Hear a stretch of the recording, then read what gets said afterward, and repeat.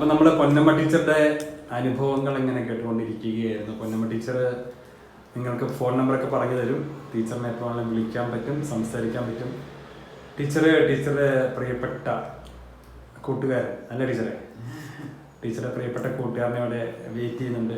മാഷാണ്. അപ്പോൾ ആ അനുഭവങ്ങളോട് നമുക്ക് കേൾക്കാം അല്ലേ? അപ്പോൾ മാഷിനെയും നമ്മുടെ മധുരമിഠായി യൂട്യൂബ് ചാനലിലേക്ക് ഹൃദ്യമായി സ്വാഗതം ചെയ്യുന്നു. എൻ്റെ പ്രിയപ്പെട്ട കൂട്ടുകാരെന്ന് വേണേൽ പറയാം, ഭർത്താവ് ജനാർദ്ദന മാഷ്.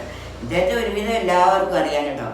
ജോലി ചെയ്തുകൊണ്ടിരുന്നപ്പോൾ തന്നെ ഇങ്ങനെ സംഘടനാ പ്രവർത്തനത്തിന് വളരെ സജീവമായിരുന്നു. ആ ഒരു അനുഭവമാണ് എനിക്കും കിട്ടിയിരിക്കുന്നത്. ഞാൻ ഇവരെ പോലെ അത്ര വലിയ സംഭവമൊന്നുമല്ല, എന്നാലും ആവശ്യത്തിനനുസരിച്ച് ഞാൻ എല്ലാ പ്രവർത്തനങ്ങളിലും ഒക്കെ പങ്കെടുക്കാറുണ്ട്. അപ്പോൾ ഇദ്ദേഹത്തിൻ്റെ സ്കൂൾ ജീവിതവും കുറച്ച് കാര്യങ്ങളും ഒക്കെ നിങ്ങളോട് പങ്കുവയ്ക്കാൻ ആഗ്രഹിക്കുന്നുണ്ട്. നമസ്കാരം. ശ്രീ ബിനോയുടെ മധുരമിഠായി എന്ന ചാനലിലേക്ക് സ്വാഗതം.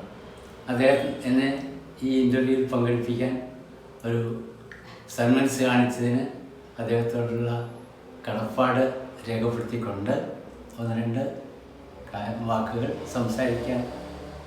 എൻ്റെ ആദ്യത്തെ ഒരു ഇൻ്റർവ്യൂ എന്ന് വേണമെങ്കിൽ ഇതിനെ വിശേഷിപ്പിക്കാം. എൻ്റെ ജന്മസ്ഥലം പത്തനംതിട്ട ജില്ലയിലെ കുന്നന്താനം എന്ന പഞ്ചായത്തിലാണ്. ഞാൻ പഠിച്ചത് അവിടുത്തെ NSS ഹൈസ്കൂളിലാണ്.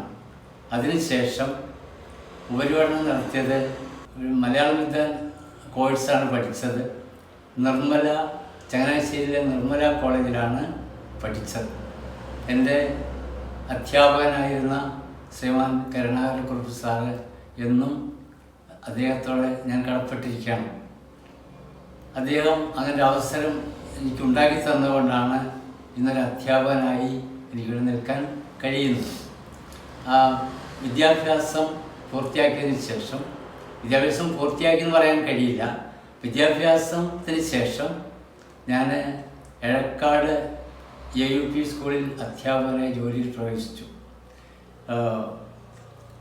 അതിനുശേഷം Keralassery high school, Pathirippala government high school, Mankara government high school, ഈ വിദ്യാലയങ്ങളിലൊക്കെ ജോലി ചെയ്തു.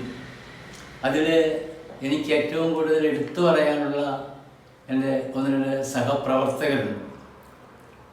ഒന്ന് എഴക്കാട് AUP സ്കൂളിലെ ഹെഡ് മിസ്ട്രസ് ആയിരുന്ന സോദരി ടീച്ചർ എന്നെ ഒരു ഹൈസ്കൂൾ അധ്യാപകനാക്കി മാറ്റാൻ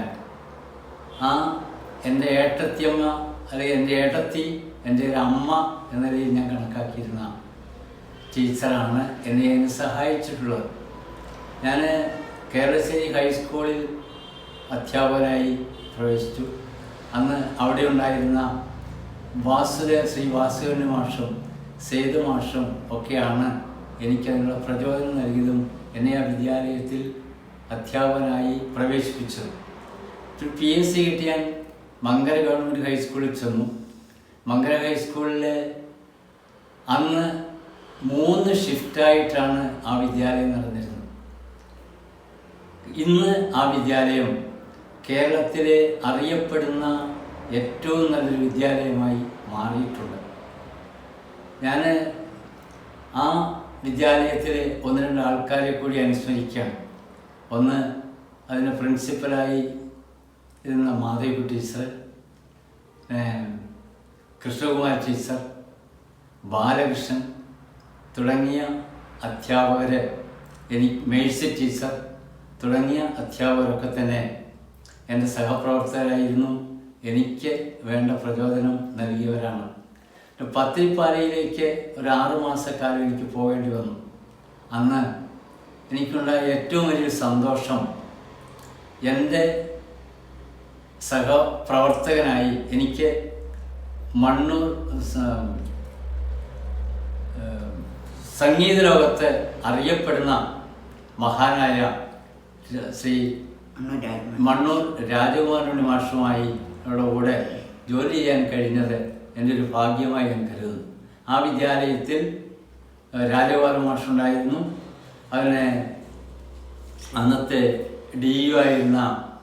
അബ്ദുൽ ഖാദർ മാഷുണ്ടായിരുന്നു. അവരുടെയൊക്കെ പ്രോത്സാഹനം എനിക്ക് നന്നായി കിട്ടിയിട്ടുണ്ട്. ഞാനൊരു സംഘടനാ പ്രവർത്തകനായി മാറി. സംഘടനാ പ്രവർത്തകനായത് എഴക്കാട് സ്കൂളിൽ നിന്ന് തന്നെ തുടങ്ങി. അതിനെനിക്ക് എന്നെ കൈപിടിച്ചുയർത്തിയത് ശ്രീ മോഹന മാഷും അതുപോലെ തന്നെ ശിവരാമദാസ് മാഷുമാണ്. ഞാൻ കുറേ കാലം പറളി സബ് ജില്ലയുടെ സെക്രട്ടറിയായി KST എന്ന സംഘടനയുടെ പ്രവർത്തകനായി സെക്രട്ടറിയായി നിന്നിട്ടുണ്ട്. പെരിങ്ങോട്ടുകുറിശി ഹൈസ്കൂളിൽ ശ്രീ ഗോവിന്ദൻ നമ്പൂതിരി മാസ്റ്റർ സാഹിത്യവേദിയുടെ ജില്ലാ കൺവീനറായിരുന്നു. അദ്ദേഹം എൻ്റെ ഏറ്റവും വേണ്ടപ്പെട്ട സുഹൃത്തുക്കളിൽ ഒരാളായിരുന്നു. ഈ വിദ്യാലയങ്ങളിലൊക്കെ ഞാൻ പഠിപ്പിച്ചിട്ടുള്ള കുട്ടികളൊക്കെ ഇന്ന് നല്ല നിലയിൽ എത്തിയിട്ടുണ്ട് പലരും. അവരെയൊക്കെ കാണുമ്പോൾ നമ്മൾക്ക് വളരെ സന്തോഷവും അഭിമാനവും തോന്നുകയാണ്. ഞങ്ങളുടെ സമ്പത്ത് എന്ന് പറയുന്നത് ഈ വിദ്യാർത്ഥികൾ തന്നെയാണ്. അതിൽ യാതൊരു സംശയമില്ല. ഇന്നും ആ വിദ്യാർത്ഥികളെ എവിടെ വെച്ച് കണ്ടാലും അവർ അടുത്തു വന്ന്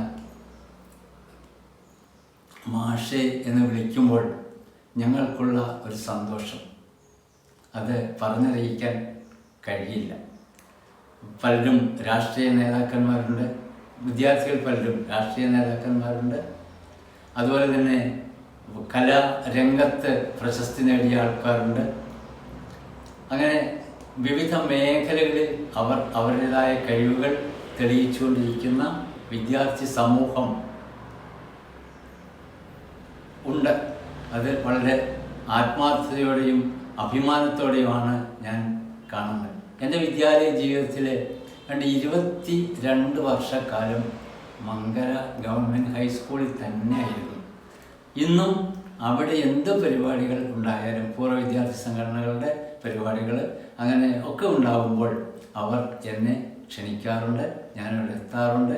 പഴയ വിദ്യാർത്ഥികളൊക്കെ നല്ല നിലയിലാണ് നിൽക്കുന്നത്. അവരെയൊക്കെ കാണുമ്പോഴുള്ള സന്തോഷം പറഞ്ഞറിയിക്കാൻ വാക്കുകൾ തന്നെയില്ല. ഞാൻ എനിക്ക് ഇപ്പോൾ കിട്ടിയിരിക്കുന്ന അവസരം എൻ്റെ സഹപ്രവർത്തകർക്കും എൻ്റെ വിദ്യാർത്ഥികൾക്കുമായി